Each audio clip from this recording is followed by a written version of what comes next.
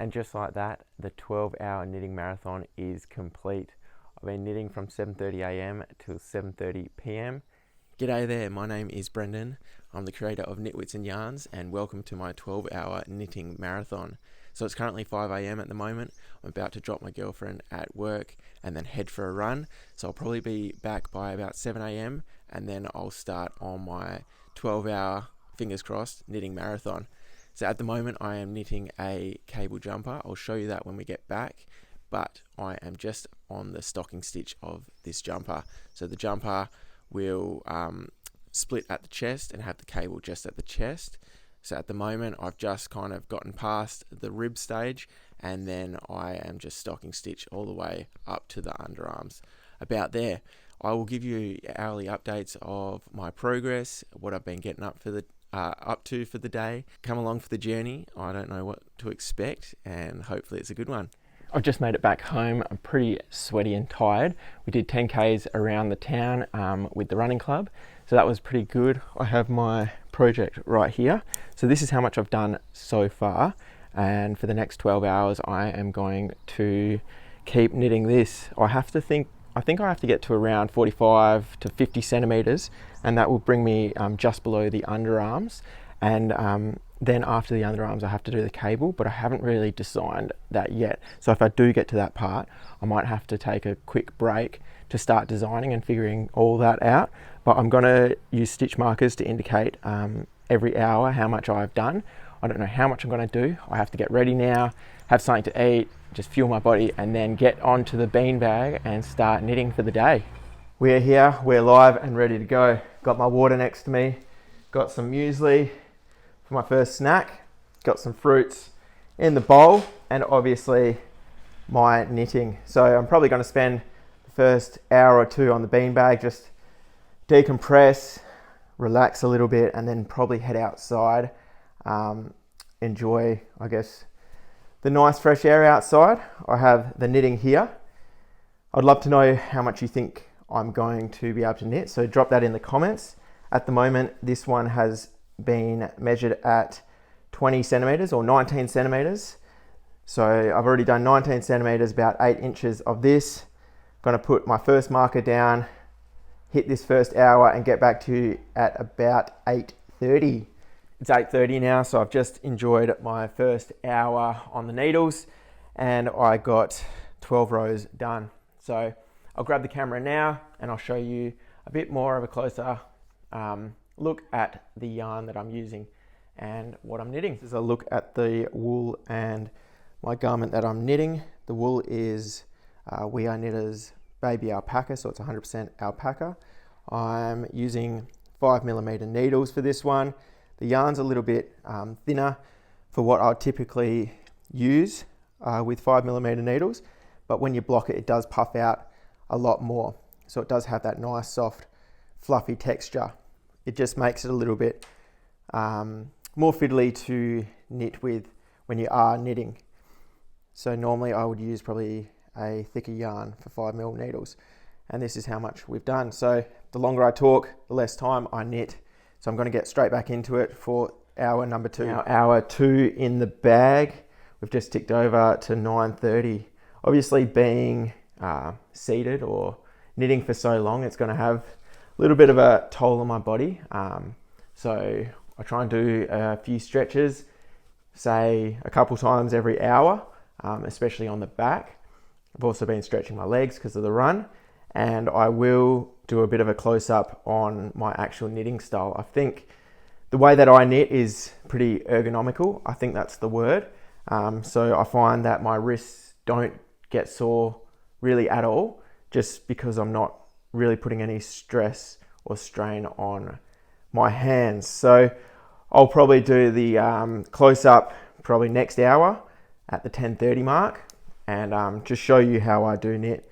It's not obviously for everyone. Everyone has their own style, but for me, it's probably not as fast, but it is a lot easier on my hands and my wrists, which is the main thing. So let's keep going and see you at the 3-hour mark. I just wanted to quickly show you my knitting style. So I have the yarn just flowing through my thumb and my index finger, and I'm just knitting as normal. I'm not twisting anything, I'm not wrapping anything around my fingers. I find that it's perfect for my tension. My tension comes from this part here. When I wrap around, this previous stitch tightens up a little bit, and then it's perfect like that. I don't get any hand pains, wrist pains, none of that kind of things. A lot of people tell me I should continentally knit or do continental knitting, but I find that if I was to wrap the yarn around my finger, I'm getting stress through my finger and into my wrist. I found that a lot when I was crocheting, and my tension wasn't as good as well. So yeah, this is what works best for me. I don't get any pains, and it's time to continue knitting. So that's the third hour in the bag, 10:30 at the moment, and it's probably time to eat lunch because I've been up since 5. I wasn't able to get outside just in that last hour because the place we're staying has the mowing man over, so he's just mowing the lawns. So I have a nice fresh garden to sit out when he leaves. But I've just been sitting at the table because it's nice to be able to move your shoulders a bit more, and also my legs under the table, just give them some stretches. So it's been nice sitting at the table, bit of a change of scenery, but it's time to crack on to this 4th hour. We've just ticked over to 11:30. The mowing guy has left, and I was able to make a video of my lunch. I've got like this kind of Vietnamese inspired rice noodle salad, and I'll show you a video of how to make that. So it's super easy to make, got all the ingredients already. Chuck some vermicelli noodles in there, carrots, cucumbers, capsicum, spring onion, chicken that's been marinated, and then some sauces like coriander, fish sauce, like sugar, that kind of stuff. Chuck that on, and then this other one's got a bit more like chilies and sesames and sesame oil and that kind of stuff. Done.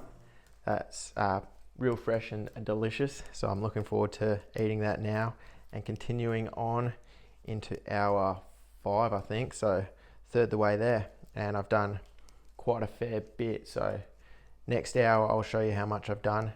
Just past the 5 hour mark, 12:30 at the moment, and definitely another slow hour just then.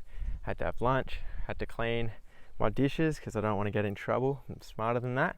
But yeah, I moved outside as well, so just enjoying a bit of the nice weather outside and watching a bit of cricket. So hopefully I can smash out a couple of hours outside and then really start to think about probably the cable pattern that's going to come up after that. So yeah, that might slow me down a bit more as well. Yeah, look, we're 6 hours in now. It's 1:30, 6 hours to go. I don't want to be making excuses, but I did meet my next door neighbour for the first time, so that took up 10 minutes of my time. Hopefully this next hour I can just smash it all out, no interruptions, don't have to talk to anyone, and then I can move back inside and start heading on to the home stretch. Alright, so I'm back inside, 5 hours to go. It's 2:30 at the moment, and I'm going to have to measure up how much I've done to check if I'm up to the cable section. I did just want to show you a few little exercises that you can do, and I'll show you what kind of knitting looks like on your back sometimes. So it can make you hunch forward, give you some back pain. So I just want to show you kind of what I do to relieve some of that. We've got a bit of a side on angle that I'm giving you now. You can see, like, especially if I was to watch the laptop right in front of me, I start to hunch over a bit more. So what I like to do is I like to try and keep my back kind of straight. I like to have what I'm watching kind of eye level instead of looking down. And also to stretch your back, you pull both your shoulder blades back and try and get them to touch each other, but a little bit down as well.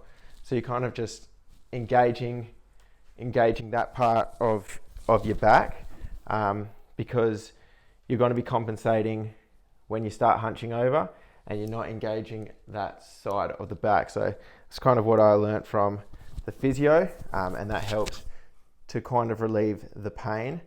and also just letting your head kind of relax backwards sometimes helps to stretch that. Another thing is important to kind of stretch your elbows, especially if they're always in that position. All right, so I'm back in my happy place on the beanbag in front of the cricket, and the next row is going to start being the cable. So I didn't do too many rows last hour because I needed to work out how many stitches I needed to increase for my cable pattern. I have a little swatch here. I'm not going to go into detail too much about it. It's quite simple. It's an 8-stitch repeat, so I just do 1 row of cables and then 7 rows of stocking stitch, I'm pretty sure. So it shouldn't take too long. The cable row obviously does take a bit longer, but yeah, it shouldn't hinder me too much. My girlfriend's just finished work, so hopefully I can remain uninterrupted and continue knitting for the next 4 hours. Yeah, so I'll see you in a few hours, and I might even show you a little snippet of what I've done so far. So it's 4:30 now, and I just completed 1 cable pattern repeat. So I think I'm going to be able to do 1 repeat every hour. You can see it you can hardly see it here, but yeah, it's taken about 4 times as long to do one of my cables as it is to do just a normal knit or purl row.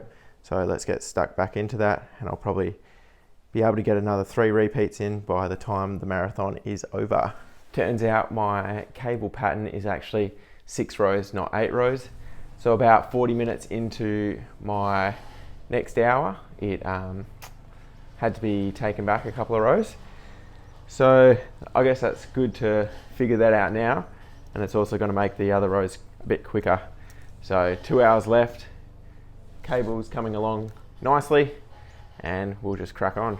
Hour 11 is in the bag, 1 hour to go. It's 6:30 at the moment and getting dark.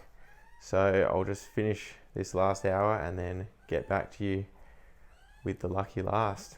And just like that, the 12-hour knitting marathon is complete. I've been knitting from 7:30 a.m. till 7:30 p.m.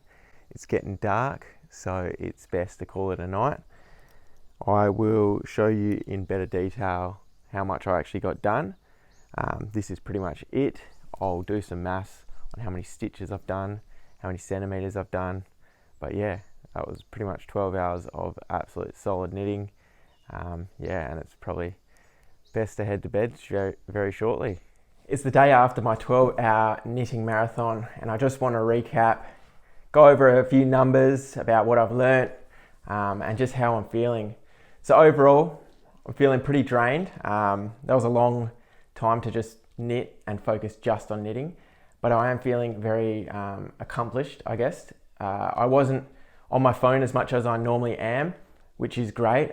I do like to knit a lot, and generally I feel like I am getting distracted by my phone, but because the phone was in the tripod most of the time, I wasn't on the phone and focusing just on the knitting. So that was great. Let's get into some numbers. So in total, I did 112 rows. For 74 of those rows, that was up until the cable. And then once I got to the cable section, it was another 38 rows. And that kind of slowed me down a little bit. There was a total of 14,200 stitches, and that worked out to be about 20 stitches a minute, or 1 stitch every 3 seconds. So probably not the fastest. It also worked out to be roughly about 3.5 centimeters of actual knitting completed every hour. But when I was just doing the stocking stitch, it was 4.5 centimeters every hour. So I wanted to kind of work out actually how much I can knit in a given amount of time. It kind of, I guess, can help me estimate how long projects can take in the future. But by no means would I spend 12 hours non-stop just committing to something unless I really, really had to. So that's a little bit, unrealistic to do every day. If I did that every day, if we extrapolate all the information, I'll probably finish a jumper in about 5 days, but I think I'd be absolutely wrecked. I want to give you a bit of a close-up of my jumper as well now. and here it is in all its glory.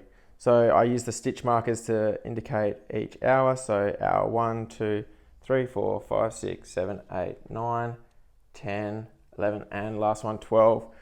I managed to complete that 42 centimeters, which really pushed me ahead on this project. It's kind of the first look you get to see of this cable pattern I'm doing, but this design is part of a collaboration, and I won't be revealing too much until probably about mid-May. But yeah, this is what I've done. I'm pretty happy with the amount I've got done because it was quite a lot to do. Thank you for coming on this journey with me. I appreciate the support that you give me. If you like this content, this type of content, don't forget to subscribe and like. Make sure you comment as well. Let me know what you want to see next from me. I really enjoyed doing this, even though it was a long slog, and I enjoy bringing content to you guys. So hope you have a wonderful day and you enjoy your knitting.